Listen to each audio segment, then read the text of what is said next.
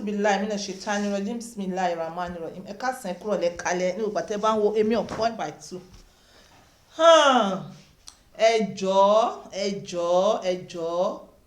ẹ̀yin ìyá elépè lórí social media, ẹ jọ̀ọ́ ẹ̀yin ìyá elépè lórí social media, ẹ máa dákun kẹ́ ṣé ẹ wá lè ṣe reasonable program, ẹ lè ṣe reasonable program àfẹ́pè ẹ wá àwọn èpè fáwọn ọmọ ọlọ́mọ, ẹ sì bẹ̀rù Ọlọ́run. Kí ló wá dé tí wọ́n bá kí ló dé ẹ dákun ẹ ṣàánú ajé, ẹ ṣàánú ọjọ́ oṣù mẹ́sàn-án, ẹ ṣàánú ìkúnlẹ̀ abiyamọ àti tọ́ àti fà ọdún mẹ́ta kí wọ́n tó wá wo ọmọdé ibi tó dé yẹ ẹ sì bẹ̀rù Ọlọ́run.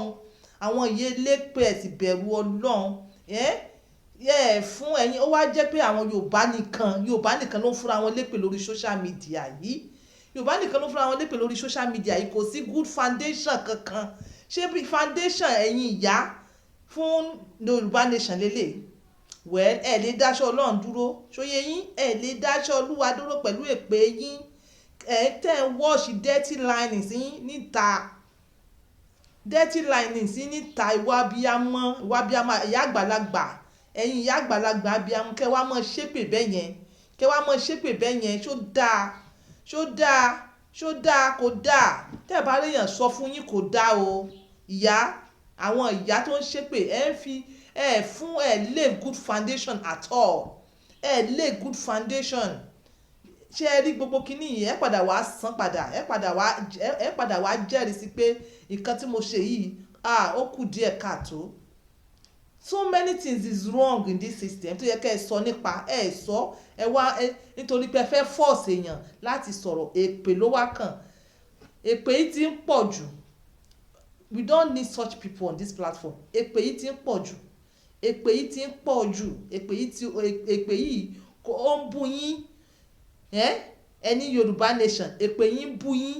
Ẹ̀yin bàbá náà ẹ bá àwọn ìyá wọn yìí sọ̀rọ̀, àwọn ìyá elépè lórí social media, ẹ bá wọn sọ̀rọ̀. There are so many things to tackle. Kí ló dé tẹ́ fi ń jà ẹ jà ń ta ẹ tún jà lórí social media, èpè yìí tiẹ̀ wá ló bad. Èpè yìí ló bá ẹ yé ṣépè mọ́, ẹ wá ṣépè, ẹ wá kúrò lórí ara yín, ẹ wá mọ fún àwọn ọmọ lépè. Kò dá o, ẹ bẹ̀rù Ọlọ́run, ẹ bẹ̀rù yóò tó máa pọ̀ yín nìkan nínú sàárè. Either you like it or you don't like it, ìjọ kan ó máa kù wọ nìkan nínú sàárè. And again ní sísẹ̀mọ̀ nobody have that idea how it's gonna be. You don't know. So ẹ máa lé ẹnu, ẹ rántí ìjọ tó máa pọ̀ yín nìkan nínú sàárè tí wọ́n bi ẹ́ pé ìyá báwo ló ṣe ìgbésí ayé rẹ, ìgbésí ayé tètè àwọn ọmọ tètè fún lépè táyé wọ́n ti bàjẹ́ wọ́n bí yín báyìí, wọ́n pè yín báyìí, wọ́n bí yín bóyá wọ́n tiẹ̀ ti wá ṣe wáàsí kan fún yín pé kò sí nǹkan tó sí nínú sàárè, ejò wà ń bẹ, àkekèé wà ń bẹ, nítorí pé kí ni ìwọ sọ̀rọ̀ ayé bẹ́ẹ̀ náà ni ó sì mọ̀ sọ̀rọ̀ sí ẹ, wọ́n mọ̀ gẹ́gẹ́ chai. Ẹ ṣọ́ra sí, ẹ bẹ̀rù Ọlọ́run, ẹ bẹ̀rù ìjọ tó máa kù wọ nìkan nínú sàárè. Bẹ́ẹ̀ bá ti ẹ bá bẹ̀rù náà, ẹ bẹ̀rù ìjọ tó máa kù yín nìkan nínú sàárè, torí wọ́n ó jí yín. Tíyàn bá kú ẹ bá dénú sàárè wọ́n padà jí ọ. Yes, gbogbo nǹkan sẹ́ẹ̀bí tẹ́ẹ̀sì ẹ padà jẹ́rìí sí nínú sàárè. So therefore I'm using these words to tell you pé tẹ́ ẹ bá ń ṣe program ṣó ètò láti ní kẹ́ fún àwọn ọmọ ọlọ́mọ lépè ni. Àti ẹ̀wà àmọ́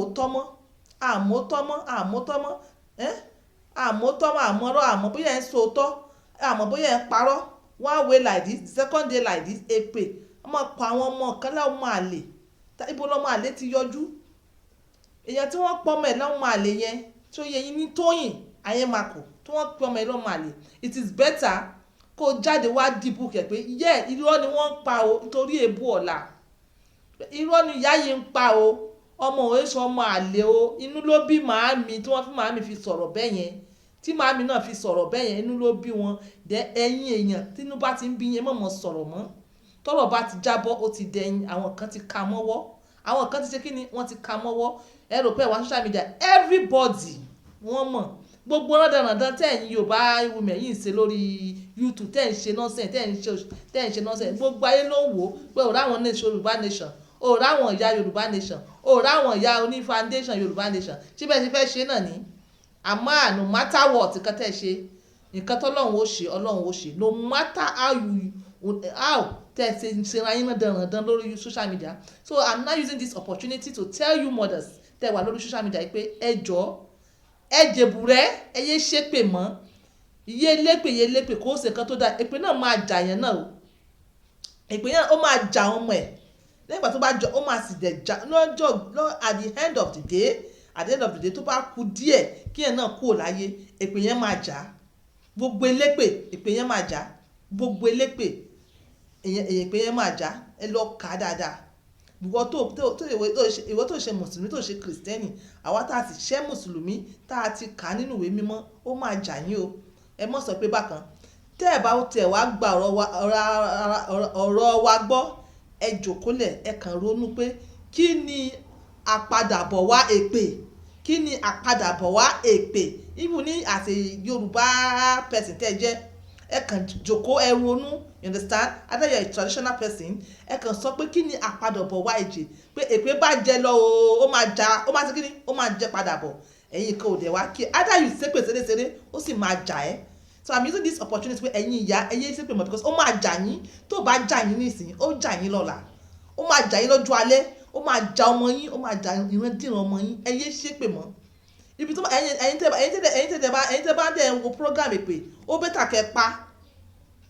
Ẹ̀yin tẹ́ bá wo program èpè, ó bẹ́tà kẹ́ pa for that time. Ẹ jẹ́ kí wọ́n ṣépè tán kẹ́ tó continue. Àìjẹ́bẹ̀ ó lè fò mọ́ yín. This is on Point by 2 using my words for others.